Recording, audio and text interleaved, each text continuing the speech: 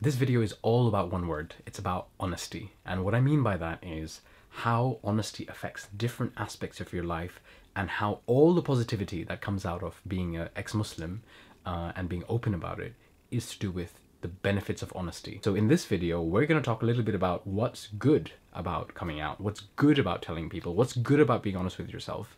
And I haven't done a video in a while, so I've got notes. As you can tell, this is a very professional setup. So the first most important thing for me is how honesty affects your mental health. Since you were like young, if you're a born Muslim, Islam was in your life, right? And even if you're from a non-religious family, it's an identity that's always there. So what happens is that, you know, we learn quite quickly to lie to the people that we love the most, to friends, family.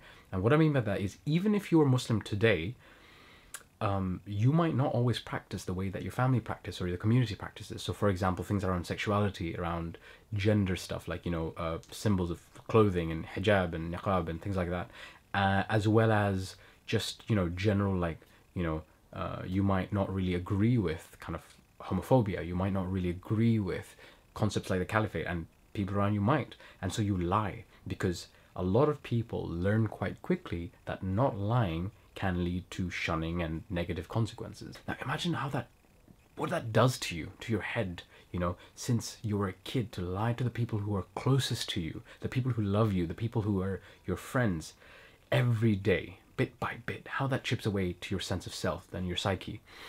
And it's quite amazing how some people, not always, because mental health is complicated, some people, just the fact that they've come out to people that they love and they've healed that relationship has an impact on their mental health to the point of curing it sometimes. And what I mean by that is, psychology is complicated. It's not just genetics, it's not just, you know, the environment. It's a mix of a lot of things often, and it can be one or the other. But with a lot of ex-Muslims, if you put them through this traumatic experience, taking that traumatic experience out can help. It can make things completely better. The second way that the honesty aspect really helps is with real relationships. Now, I saw this massively in my life. You know, you're lying to so many people around you that you can't form real relationships with a lot of people. And that is absolutely devastating, in the sense that how can you trust your family? You know, if you haven't had that real baseline trust and this kind of unconditional relationship with them, and vice versa, you can't trust them. And often they can't trust you. And what I see, at least in my case, is that, like, I've managed to, like, by being open, I'm very public about being an ex-Muslim. It's let me filter through who are the people that are actually really nice people and who care about me, and who are the people that don't care about me or put, you know, views and ideologies over relationships, real relationships. And it's really helped, because there's many Muslim people in my life, family, friends, all that kind of stuff, and they're the people that I really trust, because they know all my secrets, I guess. And some of them I told before I came public, and you know, it was a journey for them, but it was a journey for me, and we've built that relationship now, and it's real.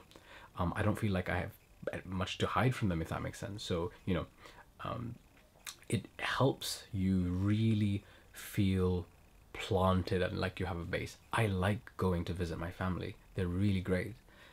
It's taken a long time, you know, but it's nice to feel like you have a base, you know. And if you're an ex-Muslim and you're thinking right now, oh, I'm going to lose my family, I'm going to do this, I'm going to that. It happens a lot, yes. But actually, for a lot of people, that fear is ungrounded, like it's unfounded completely, because you haven't had that journey with your family. They haven't had to deal with it possibly either. So you're both going on a journey, and there are ways to kind of heal family trauma like that. And it happened with me. It happens with many people I know, people who'd never imagined they would have relationships with their family. You know, 3 years on, 5 years on, they do, and it's even better than it ever was. And I would never have thought I could have this kind of relationship with some of the people around me. So it really gets better that way. The final way that honesty really helps is in terms of your life plan. So okay, you know, your mental health is better because you're honest with yourself and with people around you. Your relationships with friends and family who are still Muslim is great because you're actually open with them. but it also has an impact on things like career choice, things like partners that you can be with, things like, you know, choices you make in terms of sexuality, and, you know, what do you want to do with your life? Often what comes with this kind of lying environment, this double life, is that everyone knows everyone's lying. You know, sometimes in our communities that's what happens, and it's not healthy. It really isn't. And so if you're the type of person that's taken that step and been honest about something so crucial and so negative in our community, and yet survived, and you've got like some base and stuff like that, you can make choices, and you can have a negotiation with your family and your friends and whatever about the choices you make. So career wise, if you want to be an entrepreneur, okay, do it.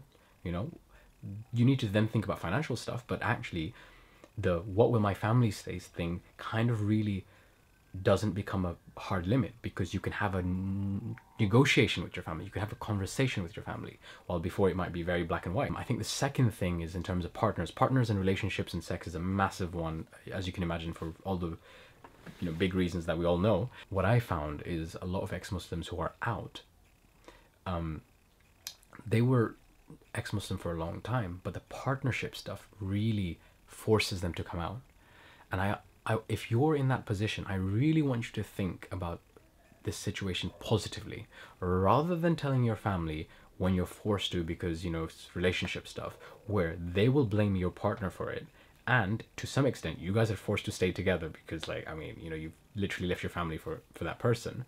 It's much better to do it in your own time, in your own space, and then bring your partner into it later, right? So just, I might do another video about that at some point, because I've seen it happen a lot, but it's really important you learn to be honest with yourself and your family before you try to bring any partners into that situation, because bad idea. It's really great in terms of life choices as well, like being honest with your family and with yourself means that you can choose how you want to live your life. Do you want to have a big family? Do it, you know, but do it for you. Don't do it because it's, you know, in a hadith somewhere, or it's your family wants that. You know, if you want to kind of, like in my case, I kind of do business stuff, and it's kind of a weird thing, I guess, but it's a choice I make, and my choice is to make ex-Muslim videos like this because I want to help people out, and, you know, my choice next is other things, you know. And so you can make choices, because the world will seem more random and more scary in some ways, because it is a big world, and crazy things happen, and people die for no reason, and things like that. And, you know, but that also means you can make a change, you can make an impact, you can choose things. And I think that power of choice is amazing. Being an ex-Muslim like this, for me, has been one of the hardest things anyone can have gone through, in my case, and it's been very difficult, but I would do it 3 times over, back to back, just to have the kind of sense of self and sense of who I am and sense of purpose and sense of, you know, self-actualization that I have now. Back to back, I would do it again and again, no problem, because my life wasn't really a life before that, if you think about it in terms of choices that you had, and in terms of like freedom of thought and freedom of religion and things like that. And now I can be myself, and I can say things about Islam, and I can, you know, have Muslim friends who I trust, and I can have Muslim family I can trust, and all that kind of stuff. When you're in Ramadan this month and you're planning to get out, because that's what every ex-Muslim does in Ramadan, they plan to get out, and they sometimes come out by accident in Ramadan. Don't think about the negative only. Plan for the negative, but also plan for the positive. What will your life look like? What would your life look like in 5 years, 10 years, right? So I hope this video was useful. It's a bit rambly, but I don't care. If you have any more questions, ask in the comments below. I will try to respond to comments, and also go on the subreddit ex-Muslim, but see you next time.